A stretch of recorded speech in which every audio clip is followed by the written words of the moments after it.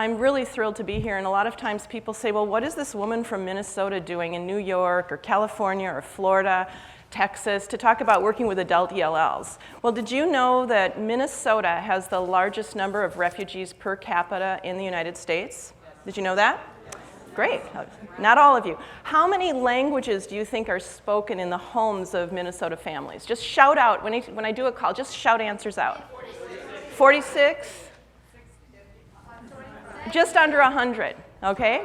So lots of languages. So we have a long history of working with very diverse groups of learners, way back to the 70s, 80s, all the way through today. And we work with learners that have very unique backgrounds, and many with very limited formal schooling and very limited first language literacy. So we have a lot of background in this, and we've come to realize that it's essential that we really work on beefing things up, is the way I like to think of it, is really increasing the rigor of the instruction we provide. And people they think, rigor, what do you mean by that exactly? Well, hopefully by the end you'll have an idea of what I'm thinking of that's maybe a slightly less intimidating sense of rigor when you're working with adult English language learners. Also, we think of transitions oftentimes as being that level right before work or school, but I want you to rethink that idea of transitions, because adult English language learners are transitioning to new opportunities in their lives all the time, whether it be a better job at their current job, where maybe it's being more involved at their kids' schools. So we want to rethink transitions, and then think about how to embed that at all levels of instruction. So we're going to think a little bit about your skill set. You're successful adults, right? Okay? So you got there somehow. So we'll think about that, and then the rationale for moving beyond the basics in adult ESL. And then finally, we're going to look at some lesson enhancements today to see what does this actually look like. So let's just see who's here today. If you work primarily with adult English language learners who are immigrants or refugees, newcomers, raise your hand. And you might keep your hands up a lot today. Who works mostly with international students, maybe in an IEP, okay, or intensive English? I think there might also be ESOL students who maybe aren't teaching yet. I met a few of you in the hall. Who works with folks with limited or limited formal schooling, prior schooling, or limited literacy in their first language, right? How about mostly working with beginners, intermediate, sort of transitions, okay? How about administrators, volunteer coordinators, professional development providers? I hope I didn't miss anybody. If you did, just shout out. Okay, so let's think about your skill set first. So raise your hand if you do these things in your daily life, okay? So do you adapt your language depending on the context? So for example, do you text? Is the language of your texts the same as the email you write to your boss when you want to let them know you're going to be sick? Challenge others' opinions, okay? How about listen to others' ideas, contribute your own, okay? How about interpret charts and tables? See, we do these all the time, right? Read differently depending on the purpose. Sometimes you scan, sometimes you skim for the main idea. How about synthesize information from multiple sources? Like when you're going to go buy that new car, you sort of look at a lot of different things to do the next one. Like use that information, maybe draw some conclusions, make decisions. Right, great. And then also, what about note-taking in different parts of your life? And do you do the same kind of note-taking for a phone message as you might do at in a lecture? They're different, right? Okay, so how did you learn those skills? Just think about that for a minute. And by those skills, I'm thinking what we're going to call today academic language, language strategies, and to access complex text. And then the third one is critical thinking. So just an example, the academic language might be the, elaborating on your ideas or challenging people's opinions or using different types of language depending on context. Strategies would be that skimming, scanning, reading differently depending on the purpose. And then maybe synthesizing information and then using that to draw conclusions and make decisions would be critical thinking. So just for literally 1 minute, talk to a person next to you. How did you learn those skills? Just 1 minute, turn and talk. I'm going to stop you in a minute. Okay.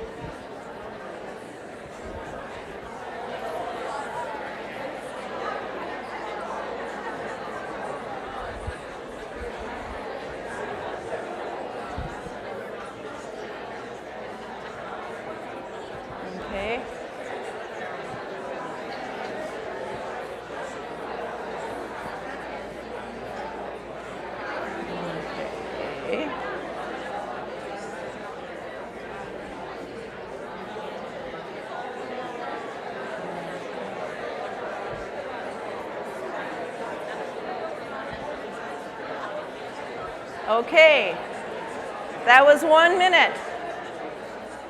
So, just here, shout out a few ideas. How did you learn those skills? Just school. Sorry? Trial and error, thank you. Yes, trial and error, around the table. Good teachers. Figuring out what people are doing at the copy machine. Figuring out what people are doing at the copy machine. Okay, great. Yeah. Learning from my students every day. Okay, great. We're learning from your students, right? Great. So we've got lots of opportunities. And we probably come from a school system, by and large, not always, but where in the United States there's often classes on these strategies, right? Who took a study skills class? That's really what it is. We often engage in it. It's sort of the culture of our classroom to engage with these types of skills, right? But what about, you also need these skills a lot. And why are they needed? Well, we need to be ready for work. We need to read charts and graphs and manuals at work. We need to work on these strategies at school, obviously, right? We do a lot of note-taking, reading for different purposes, but also home and in the community. And at home, it might be helping our kids with homework, and in the community, it might be things like being really engaged in the neighborhood watch group, or going to the conferences at school and being able to navigate do you have a parent portal? We had that in high schools. So I could follow how my child was doing. That's how I could keep up. So I need to know both the literacy and the technology, and then that sort of academic language, reading those charts and tables.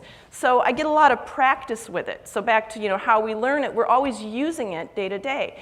Now this can pose challenges for English language learners. And it's not because they're not capable adults. It's not because they did some of those things in their own lives. They use critical thinking skills every day. They made their way here to the United States. They found jobs. They figured out how to get their kids in school.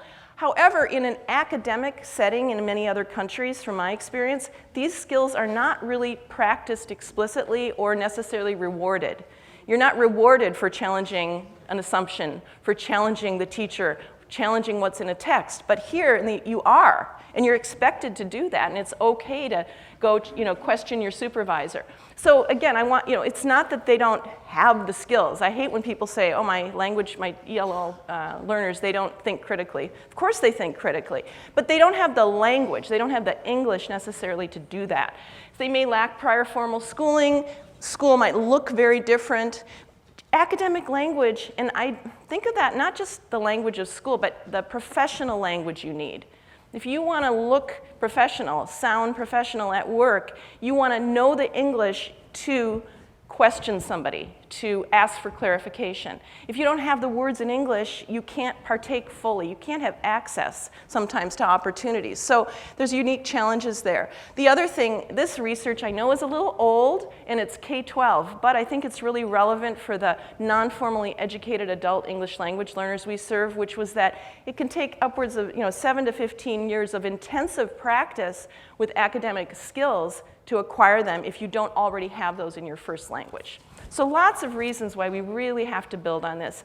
And then just briefly, before we look at some sample activities and think about the classroom, there's the landscape of adult English language teaching today. And one thing I'll share in a bit here is a study my colleague and I did looking at gaps between what we teach in adult ESL and what we know people need when they get to college. Also, the whole idea of, there was a big PIAC, an international survey of adult skills, and they found that low skills really does equate to low-paying jobs. And so we really owe it to learners to provide them with what they need to have gainful employment and more access to that.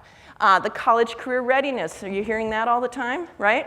Now, that's not the topic today necessarily, but I think of what we're talking about today as a precursor or a scaffold for getting adult English language learners and programs ready for those college career readiness standards.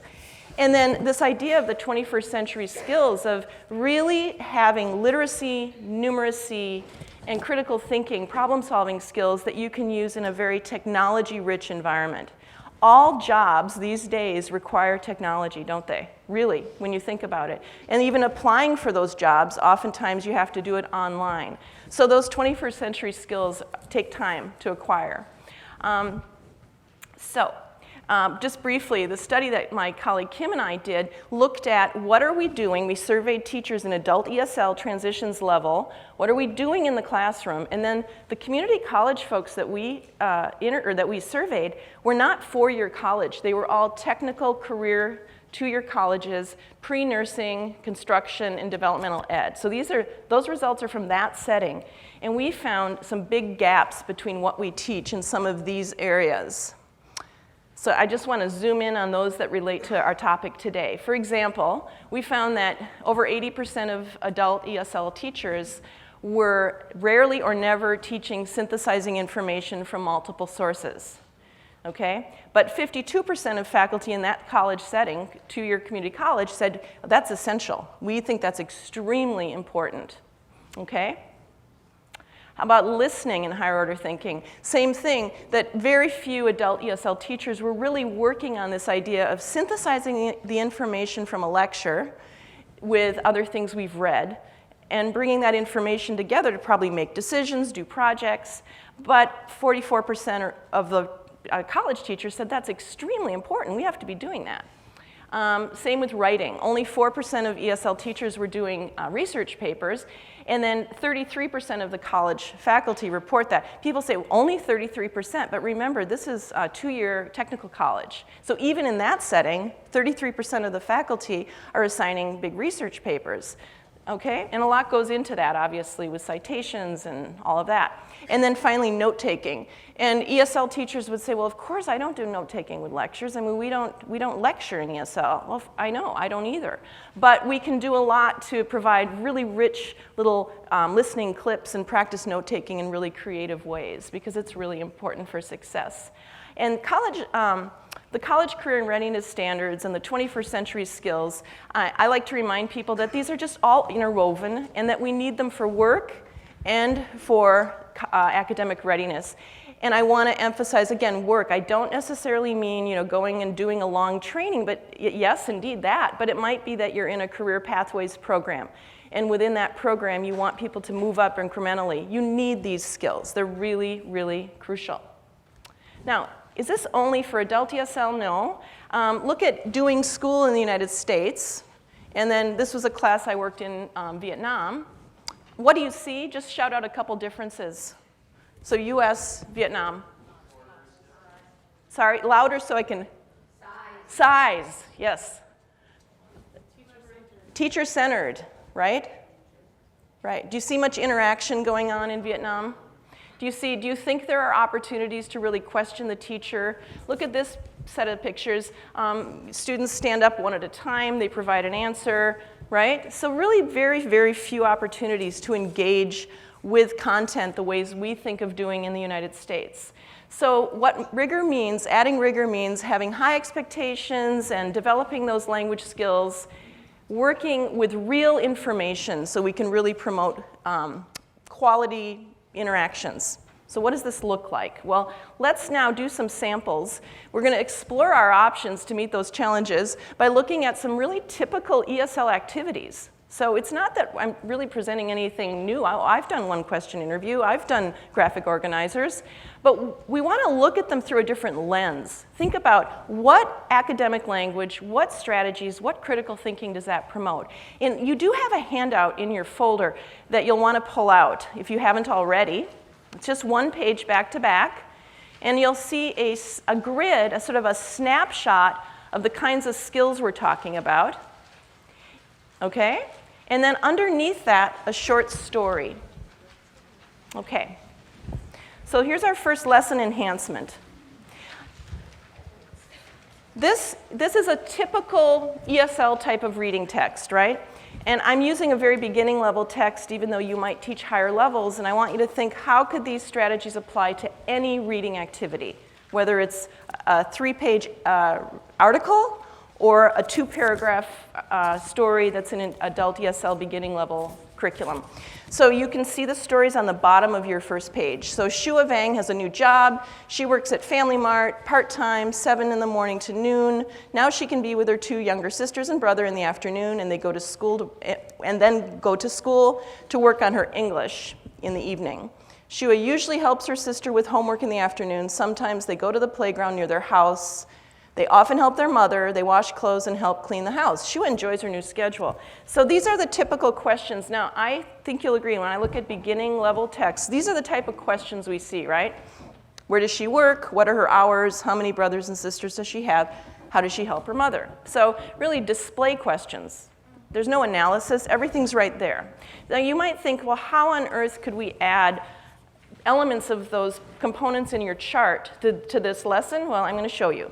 Who has a yellow card? If you have a yellow card, I want you to, they're right here. Okay, so, if you get a yellow card, you need to come up here. So please come up right away. Okay? All right, so come on out, and please come on out. Hold up your card and face the audience. Okay? Make sure your card's in the right direction. All right, so now, come together.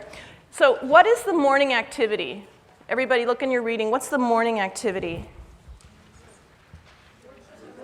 She works at Family Mart. So would the person who has that card please go down there? You're the morning. Thank you. All right, now the evening is going to be down here. Who should go to the evening spot? Goes to school. So who has that card? Okay, good. Now, can you please, there we go. And now we're going to push the afternoon folks together. No, you're evening, right? You're morning. Go away. Okay. All right, you come on over more. So now, what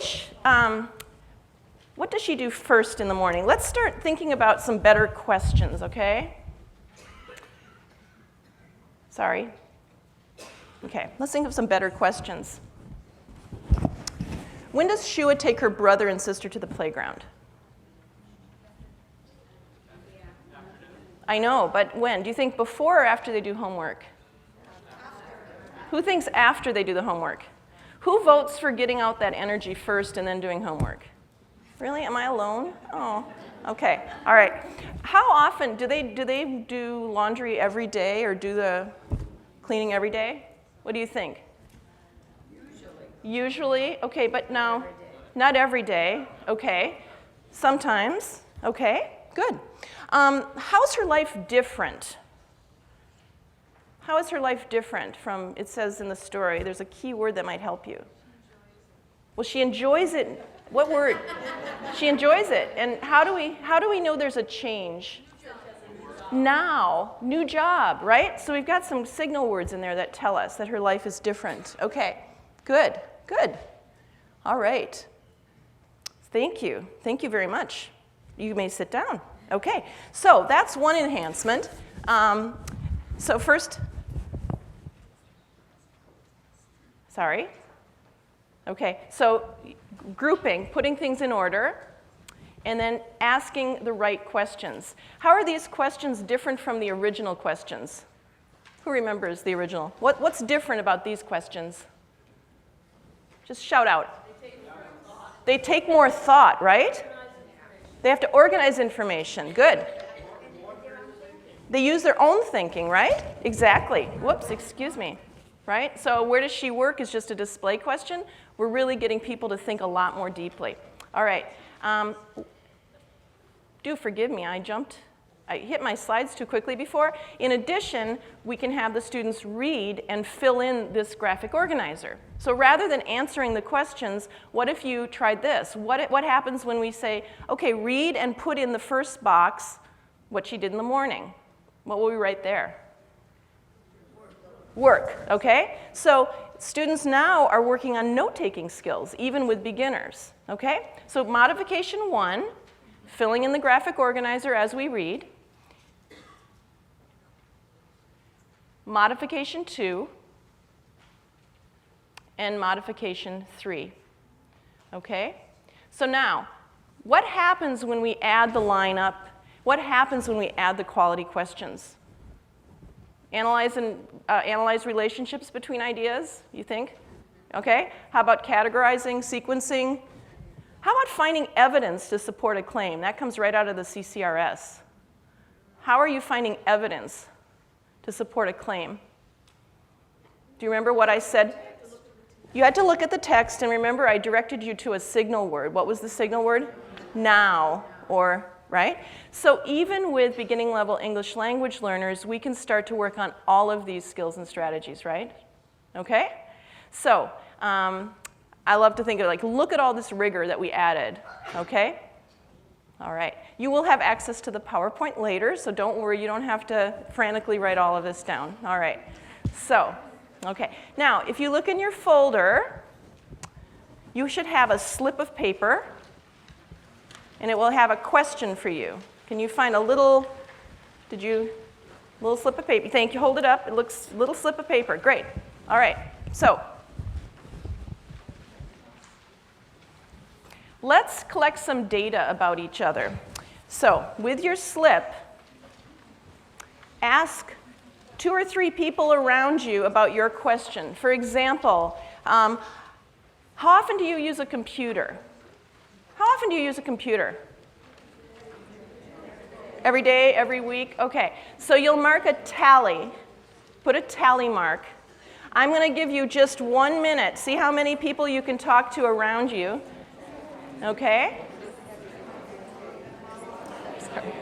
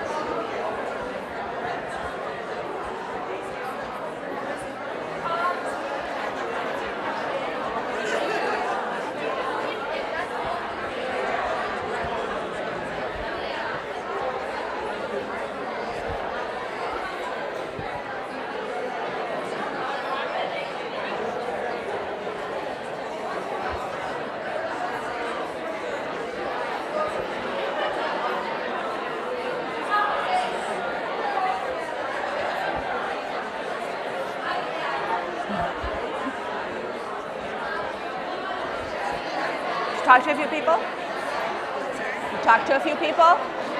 Good, good. All right. Okay. All right. Let's come together. All right. So did anybody need to add another adverb or adverbial phrase? Anybody? Another category, like, so for example, anybody have to add once a year for writing letters?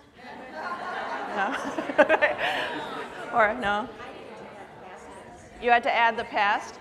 Okay. How often do you help your children? Right. I did. I know, yeah. So maybe in some cases someone said, well, I don't have kids now. I mean, I don't have kids at home now, but I used to, or I did before. Sure, good. So now imagine you're in a class and you've collected all this data about your classmates. What could you do with that data? You could make graphs. Good. What else? You could write a narrative. Great. Good. There's a lot you could do, right? And I use the word collecting data because that's really like doing school. Even if you're working with beginners, you could do this with non-literate adult ELL students with pictures only, right? You don't have to be able to read and write to do this activity. So you have all this great data. And now we're going to give students some useful language to talk about it, okay? So most people, some people, 2/3 of the class, half the class, more people use the computer every day than read the newspaper. Or more people read the newspaper than blogs or whatever questions you have. So the theme for this particular one-question interview is on our reading and writing habits. But what would be some other topics that you could use this for? Can you think of some others? Clothing, sure, very basic. You could do this with the color of clothing people are wearing that day. Days of week you work. Right, sure. Days of week that you work. How many? Foods that you like to make? Right. So what I'm hearing here is you're drawing on examples from a basic skills, kind of a typical adult ESL curriculum, and that's fine. I'm not saying to change all of that. That's not really feasible. But what I'd like to say is please add this layer of rigor, add this layer of analysis, of working with real information. This is a way of sort of a precursor to what you need to do if you're going to do a study when you go on to college, if you go to college. Or if your kids are working on their homework and you're trying to understand what this means, you're going to have the language yourself to help them talk about that as an adult learner. If you have a higher level class, you could have higher level sentence frames. I'm a big fan of these. I'm not sure that everybody is, but I'm a big fan of these and having them even on big cards that you can have around the room and direct students to as you're working on this kind of activity. Okay? So, how about creating a graph, you said? So different groups. Obviously, I only had 8 or 9 questions there, so there were several people with question 1, several with question 2. Make some teams of students from each question set and data set, have them create a graph, and then do some kind of a jigsaw where they present to others in class in small groups. And then finally, speaking to your narrative, well, maybe they don't quite have the language yet, so you can give them a paragraph frame that you little by little kind of wean folks off of that gives them the structure for talking about what our class does, what our trends are. And again, this is a very basic sentence frame, but you could provide one that's more advanced depending on the level of your learners. So all of a sudden, rather than just having something in your curriculum, whether it's on clothing and colors or jobs, using the one question interview, using the sentence frames and using the paragraph frames suddenly adds this whole layer of academic language, reading strategies, critical thinking, and some other related academic skills. So for example, you're using an academic register when you teach students how to say 2/3 of the class does this, half the class, very few people, okay? They're learning how to summarize and synthesize information. This again, even with beginning level learners, they're seeing the organization of a text. So in other words, you have all the data and you're seeing how do I make that into a short essay? How do I put that? What's the structure of that text? Interpreting graphs, transferring information. So that's a big one. I had that for the snapshot for the first activity, the Shoe is Life story. That's a big part of work in school, isn't it? That you have to be able to see that there's a graph, but it means something else, either verbally or in writing. And you have to see the connections between a paragraph and how things are displayed visually. The learners are engaging in creating that themselves, so they're going to understand those connections much more deeply between the significance of a bunch of tally marks, a graph, and then a paragraph. And they all actually convey the same information, right? But in different ways. That's what it means to do school or to do work successfully. So we're providing them with that support. Also categorizing, analyzing, collecting, organizing data, numeracy skills, which are essential. Even things like, what are those tally marks about, right? That might be new for students. Interviewing, reporting, and then conducting research in a sense. Okay, all right? So you ready for another sample? Okay. Now, if you look on the back side of your sheet, you're going to see 2 grids, A and B, an A and a B grid. So something else I love to do with curricula is add short 1-minute interview clips. I do this a lot, and this is something very low tech. I use my little Canon SureShot camera, literally, made it into an MP3. And you can do this on any topic in your curriculum, just anything. So this is a sample from a unit we did on different areas of culture, topics about culture, and I always want to go beyond that sort of surface level on the iceberg. You have the holidays and culture as holidays and clothing, or deep culture, which is really looking at norms, values, and people, how do I dig more deeply on this topic with English language learners? So for that topic, I interviewed 3 different people on what surprised them when they moved to a new culture. What was something that was really striking for them? So I would like to share with you one of those clips, and you can decide if you want to be an A or a B, but what the students would do is half the class would fill in the A grid, and half the class would fill in the B grid. So what do you notice? Do they have the same answers No. So everybody's listening for different things. All right? So let's meet Sina and see what surprised him about, he's an immigrant himself, and he's the third row. He talks about coming to the United States 20 years ago and some things that still surprise him. I've lived in the United States for over 20 years now, but one of the first things that struck me when I came here has to do with food and eating habits. The first thing that struck me was how people eat in the street and in public. You would see someone drinking pop in the bus. The other thing that I found odd was how in an office environment people would sit at their desk and eat alone. I always considered food or lunch a collective activity where we would sit together and relax and enjoy a conversation and so on. I found eating on your own rather sad and unhealthy somehow. The third thing that I found interesting is that people would be eating something without necessarily offering it to you. Again, where I come from, in Iran, people always at least go through the gesture of offering you a piece of the cake or a sip of the drink that they're having. But here, no, it's considered something personal, and they eat and drink in front of you.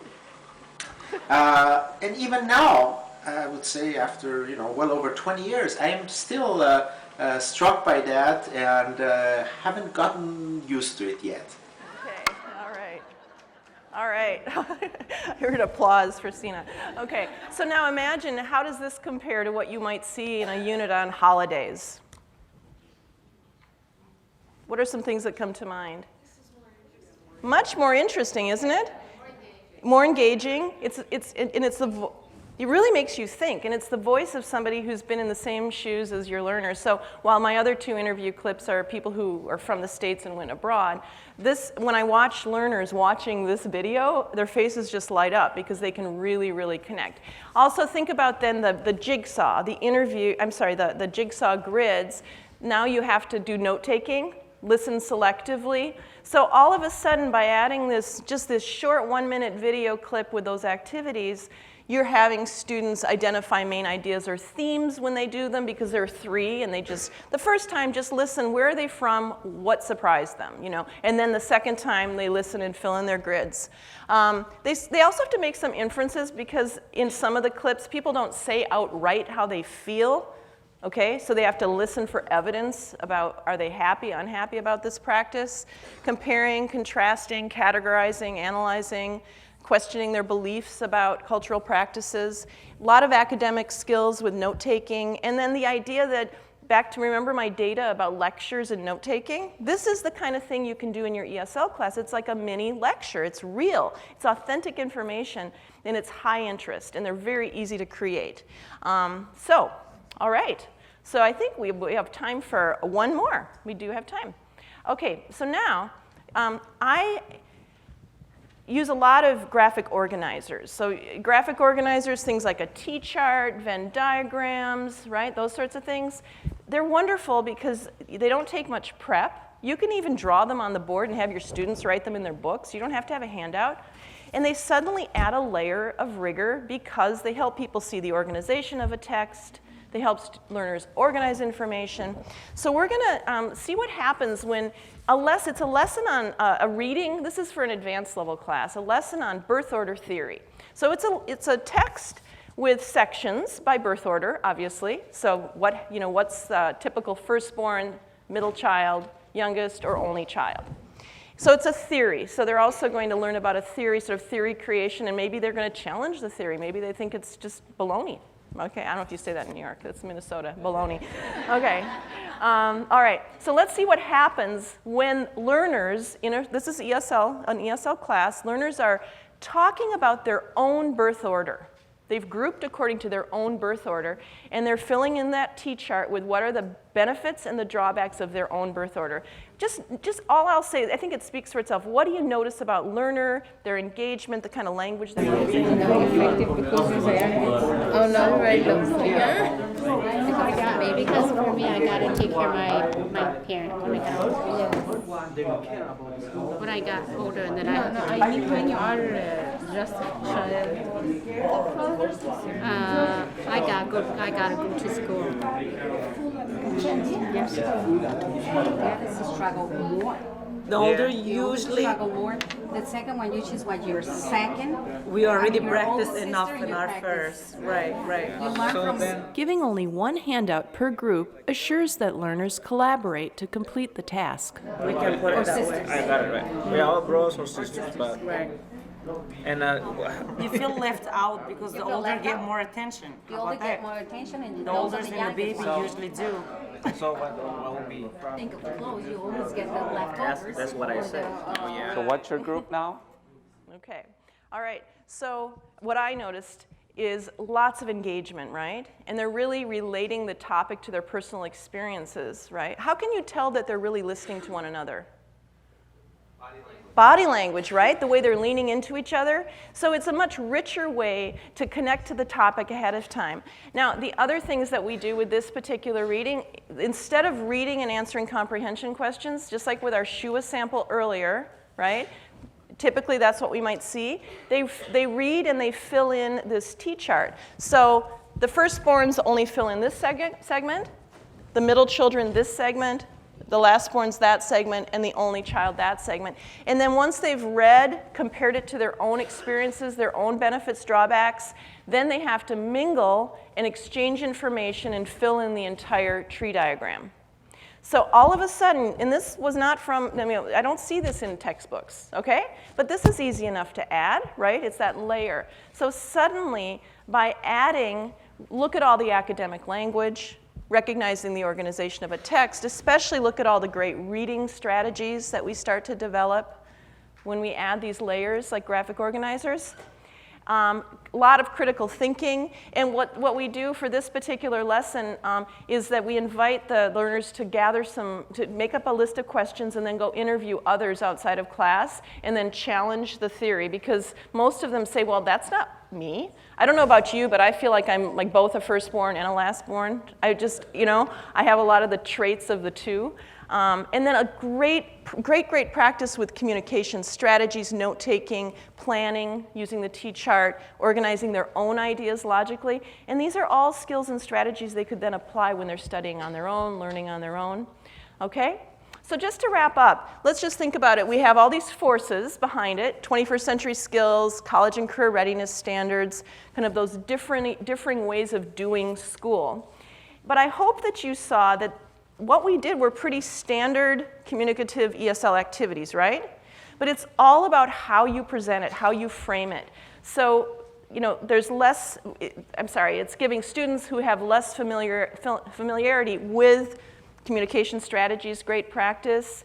It's giving them that academic and professional language practice, that sort of language of access to more opportunity. It's helping them access more complex texts and giving them higher levels of critical thinking. And finally, it's really, any of these activities really promote a lot of teamwork, which is a big part of school and work here in the United States. And again, just to remind you, they're typical activities. The ones I really want to highlight that maybe teachers haven't thought of so much is that whole idea of data collection and the idea of high interest 1 to 2 minute video clips that you can bring in. Use lots of jigsaw, lots of grid activities that you're already doing, I'm sure, but sort of look at it through this different lens. So when I think of it is that adults are always transitioning to new opportunities. A transitions class shouldn't just be the name for those classes right before you go to work. It should be what we're doing from the get-go. So I hope you'll have rigor from the get-go going forward. And I really want to thank all of you for coming today. If you want to contact me, you'll see my email is on your handout as well. And I also wanted to note that one of the video clips there comes from a series. It's in your references. It's developed by a nonprofit, New American Horizons. And a lot of these practices, you can see them in action in some of those videos. So thank you so much, and I hope to talk to some of you later in the afternoon. We'll do a sort of a Q&A at the end of the day. So thank you.